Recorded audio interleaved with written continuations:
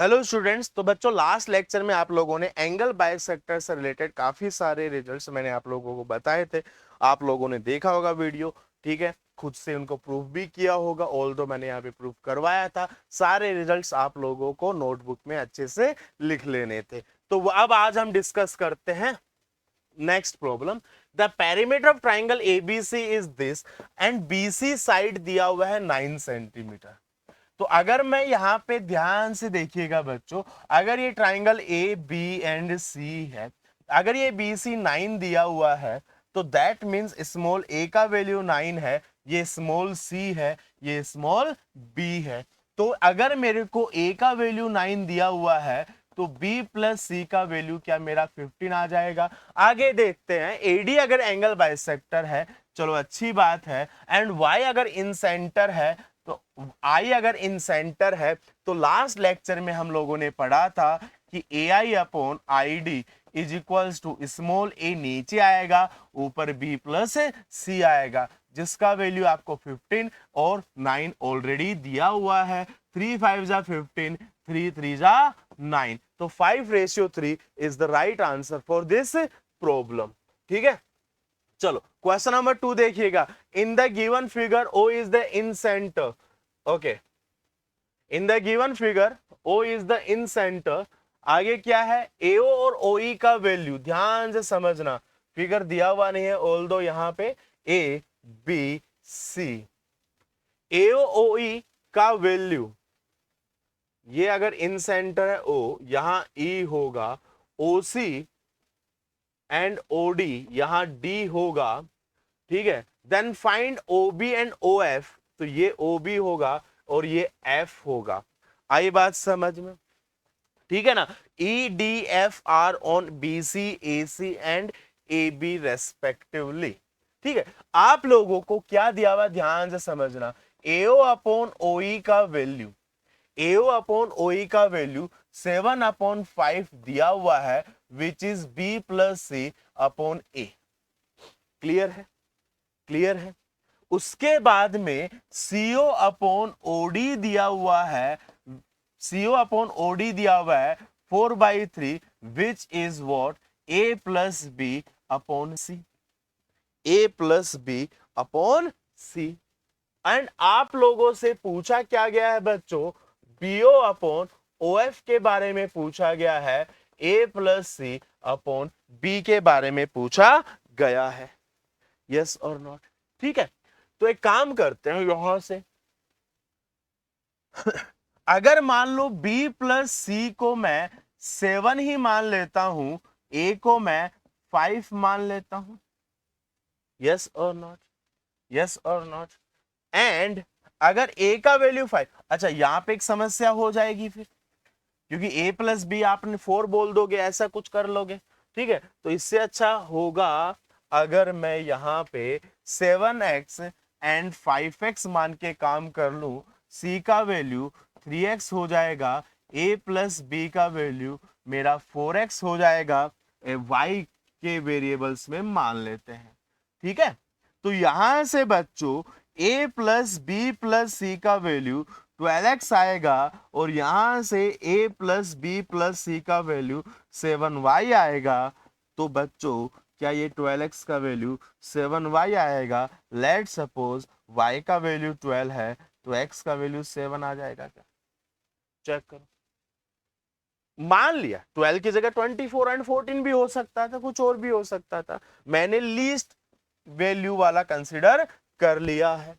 तो बच्चों उसके हिसाब से c का वैल्यू 36 आ जाएगा, a प्लस बी का वैल्यू 48 आ जाएगा, और यहां से a का वैल्यू x 5 7 49 आ जाएगा। ऐसा ही कुछ है क्या?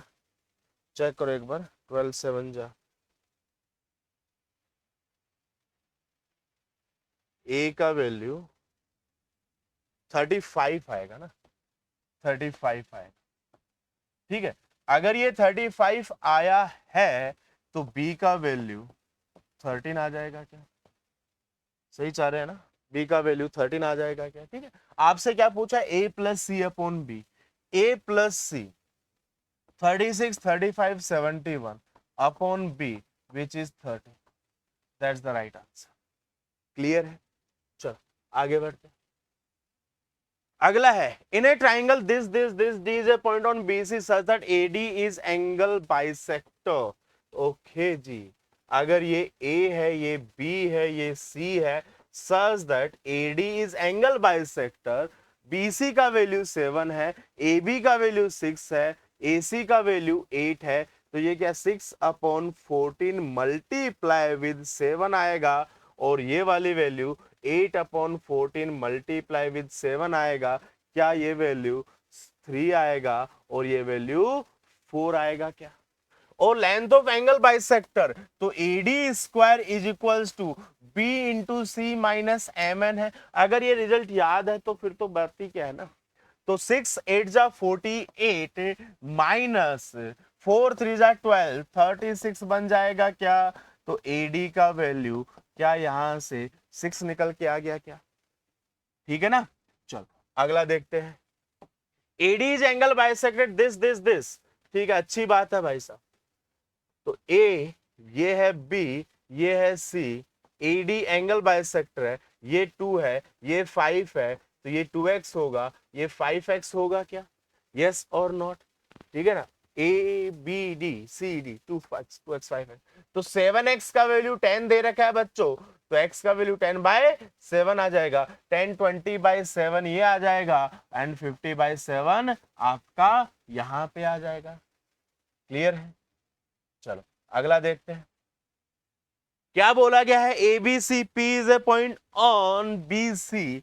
ठीक है, चलो ये A है, ये B है, ये C है, ये P पॉइंट है, AB का वैल्यू 20 है, AC का वैल्यू 10 है, ये 20/√3 है, ठीक है, ये 20/√3 है, और ये 10/√3 है, ठीक है, इसको 10 कर लीजिएगा। ठीक है, अब देखो this upon this equal to this upon this, that means ये एंगल बाइसेक्टर है, और अगर ये एंगल बाइसेक्टर है तो ये दोनों एंगल इक्वल होंगे, तो आंसर 0 आ जाएगा क्या? अगला देखिएगा, AB का वैल्यू दिया हुआ है D, ठीक है ठीक है ठीक है ठीक है ठीक है ठीक है। चलो देखते हैं, ध्यान से समझते हैं प्रॉब्लम में क्या है। अगर ये A है, ये B है, ये C है, चलो AD is angle bisector, point E AC BE B angle bisector है, और दोनों एंगल बाइसेक्टर F पे इंटरसेक्ट करते हैं। AF upon FD, AF upon FD is equals to B plus C upon A। AC का value 8 है, मतलब B का वैल्यू 8 है, AB का वैल्यू 6 है, मतलब ये 6 है, तो 8 + 6 14 डिवाइड बाय 7, क्या ये 2:1 बन गया? ये 2:1 बन जाएगा क्या? अगला देखते हैं, ध्यान से समझिएगा क्या दिया हुआ है। Side AB of triangle has length 10। चलो अच्छी बात है, ये A है, ये B है, ये C है, अगर ये लेंथ 10 है, AD पे इंटरसेक्ट कर रहा है इधर आके, CD का वैल्यू 3 है, the set of all possible value of AC is an interval, what is the value of M plus N? Okay, ठीक है भाई साहब, तो एक काम करता हूं, अगर ये 3 है तो मैं अगर इसको 3x मान लू फॉर एग्जाम्पल, तो देखो क्या बनेगा, 10/3x is equals to BD/3, ठीक है ना, BD/3, तो ये क्या आपका 10/x बनेगा क्या? अब sum of two side is always greater than the third side भी होता है, ये चीज भी आप लोगों ने पढ़ी होगी शायद। ठीक है, तो मैं यहां से एक तो ये लिख सकता हूं कि 10 + 3x is always greater than by 10x + 3, yes और नॉट? तो ये बनेगा 3x² + 7x ग्रेटर देन 3। देखो 3x², 10 - 3 कितना हो जाएगा? 10 - 3 कितना हो जाएगा? 7x हो जाएगा। ठीक है, अच्छा यहां से सिर्फ 10 ही बचेगा, x से क्रॉस मल्टीप्लाई कर लिया, तो यहां से आ जाएगा 3x + 7x - 10 greater than 0। AC इसकी लेंथ है 3x, तो यहां से तो x की वैल्यू आएगी कुछ कुछ। एक काम मैं और कर सकता हूं क्या, ध्यान से सुनिएगा, कि sum of two side is greater then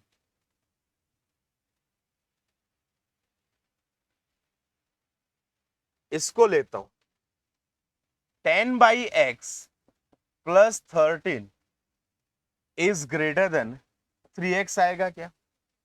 तो यहां से आएगा 10 plus 13x greater than 3x square आएगा क्या?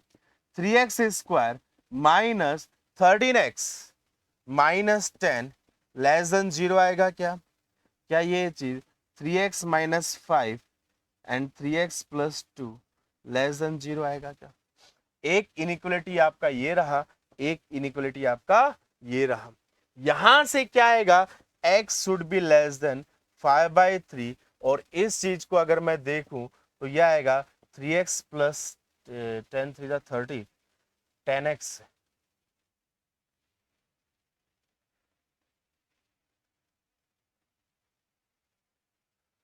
3x square plus 10x minus 3x minus 10 greater than 0, तो 3x plus 10 multiply with x minus 1 ना, x का वैल्यू -1।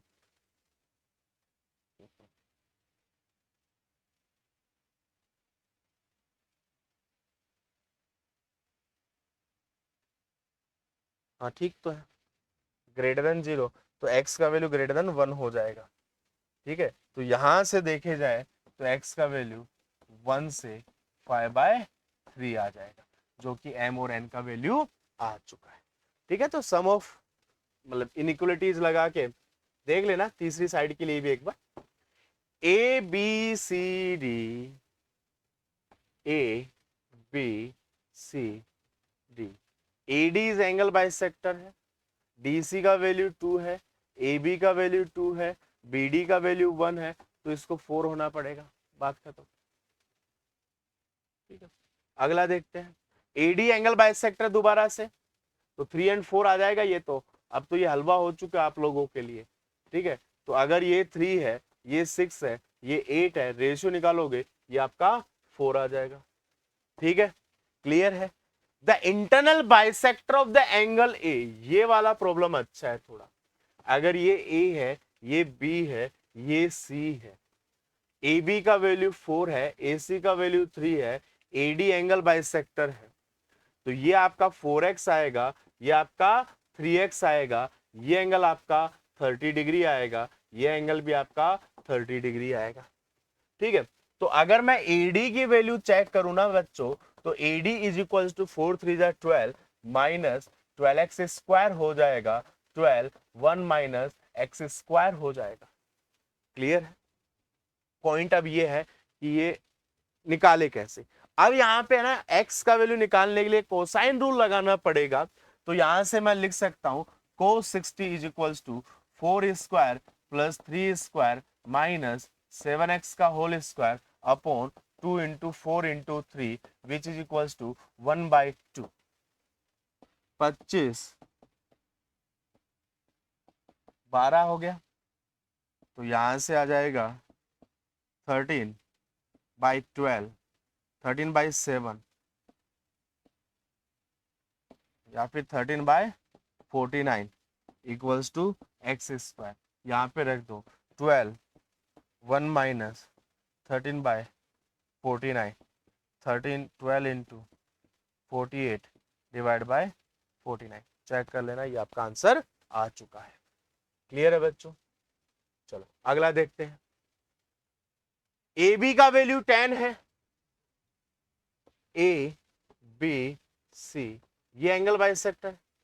ठीक है, BC का वैल्यू 8 है, CA का वैल्यू 12 है। ठीक है, CD का वैल्यू बताना है, और AB का वैल्यू 10 है, 12 8 20 है ना, तो ये 6 और 4 आ जाएगा बच्चों। तो CD का वैल्यू कितना आ जाएगा, 12 8 जा 96 माइनस 6 4 जा 24, 96 माइनस 24 72, ये आपका CD स्क्वायर आ जाएगा। क्लियर है? चलो आगे बढ़ते हैं। क्या बोल रहा है, लेंथ ऑफ एडी बताना है, डी ठीक है, ए बी है 6, तो यह अच्छा 6 × 8 -3 × 4 डायग्राम बना लेना, आंसर 6 आएगा। वैसे ये प्रॉब्लम कर चुके हैं ऊपर, ठीक है, क्लियर है। तो चलो बच्चों, आज के लिए दैट्स इट, ठीक है। आई थिंक आप लोगों को मजा आया होगा इन 2 लेक्चर्स को देख के, ठीक है। ज्योमेट्री कॉम्प्लेक्स क्यों लगती है, उसमें काफी सारी चीजें एक साथ रिलेट कर जाती है। 1 बाय 1 स्टेप बाय स्टेप हम सारी चीजों को पढ़ेंगे। जैसा मैंने बताया कि एंगल बाइसेक्टर जैसे वर्ड आए तो 4-5 चीजें आप लोगों के दिमाग में आनी चाहिए। लेंथ से रिलेटेड बातें हैं, रेशियो से रिलेटेड बातें हैं, ठीक है, या फिर एंगल से रिलेटेड बातें हैं। Angle bisector theorem, length of angle bisector होना चाहिए, सारे एंगल बाइसेक्टर लेंथ हम बता सकते हैं। उसके अलावा एंगल ट्रेसिंग हम कर सकते हैं। उसके अलावा इन सेंटर किस पर्टिकुलर रेशियो में डिवाइड करेगा, ये चीज भी हम यहाँ पे कर सकते हैं। ठीक है बच्चों, तो मिलते हैं नेक्स्ट वीडियो में एक नई थ्योरम के साथ। तब तक के लिए बाय बाय।